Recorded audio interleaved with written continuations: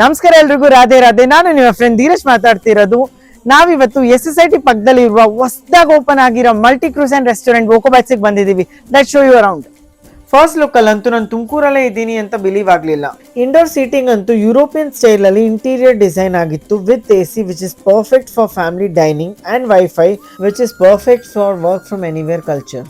Outdoor seating ನೋಡ್ಕೊಂಡಂತೂ ನಾನು full ಫಿದಾನೇ ಆಗ್ಬಿಟ್ಟೆ. ಎಸ್ಪೆಷಲಿ ಸನ್ ಡೌನರ್ ಟೈಮಲ್ಲಂತೂ ಫುಲ್ ಮಸ್ತ್ ಮ್ಯೂಸಿಕ್ ಜೊತೆ ವೈಬ್ಸ್ ಇತ್ತು. ಫ್ರೆಂಡ್ಸ್ ಜೊತೆ ಚಿಲ್ ಮಾಡೋಕ್ಕೆ ಹಾಗೂ ನಮ್ಮ ಡೇಟ್ ನೈಟ್ಸ್ಗೆ ಪರ್ಫೆಕ್ಟ್ ಲೊಕೇಶನ್ ಇದು.